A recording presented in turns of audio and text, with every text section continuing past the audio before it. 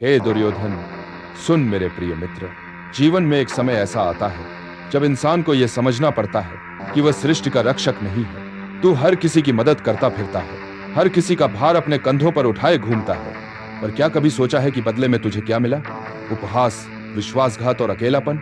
हे मित्र, तुझे समझना होगा तू भगवान नहीं है और न ही इस संसार का ठेकेदार। यह दुनिया सहायता की भूखी नहीं है, यह अवसर की भूखी है।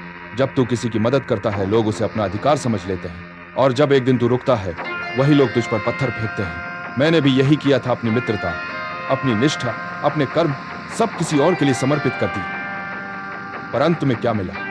अपमान। यही सृष्टि का नियम है, जो हाथ देता है वही सबसे पहले काटा जाता है। हे मित्र, तू सोचता है कि सबकी मदद करके तू धर्म निभा रहा है, पर धर्म का अर्थ यह नहीं कि तू खुद को मिटा दे।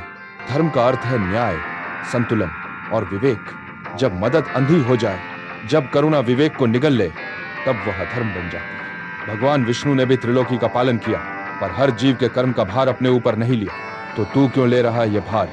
हे दुर्योधन, मैं तुझसे कहता हूं, मदद करना बंद कर दे, क्योंकि जिनके पास आत्मबल नहीं है, वे तेरी दया को अधिकार बना लेंगे। जो स्वयं उठ नहीं सकता, वह तेरे कंधे पर चढ़कर ही तुझे गिरा देगा।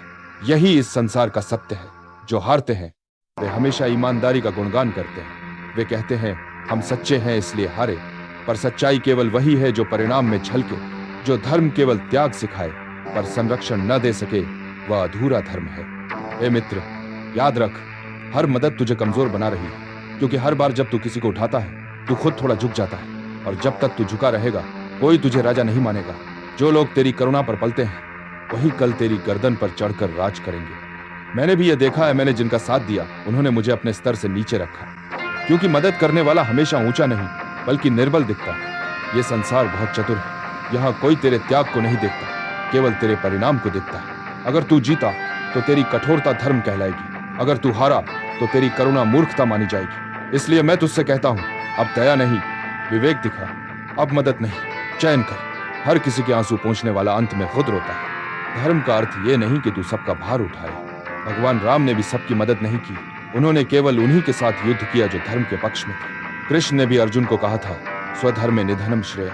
इसका अर्थ यह है कि अपने धर्म का पालन कर, दूसरों के कर्म का नहीं।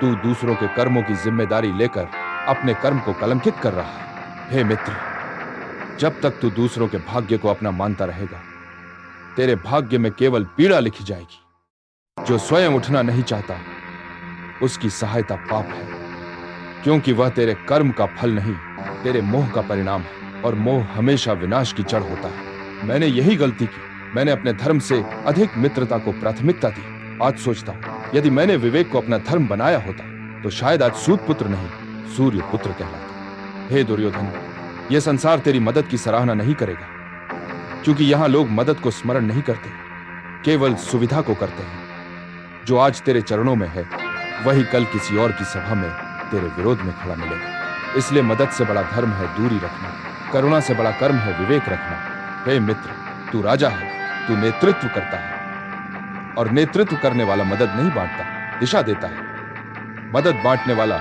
हमेशा दरबारी बन जाता है, पर दिशा देने वाला इतिहास बन जाता है। इसलिए हे दुर्योधन, मदद करना छोड़ दे।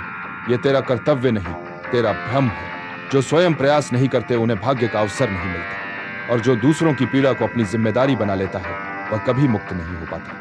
इसलिए मैं तुझसे कहता हूं, हे दुर्योधन, अब से किसी की मदद मत कर। यह तेरे धर्म का अपमान है। जो व्यक्ति अपने कर्म का बोझ नहीं उठा सकता, वह जीवन का अधिकार खो देता है। सहायता तभी तक शुभ है जब तक वह किसी को जागृत करे, न कि उसे आलसी बनाए।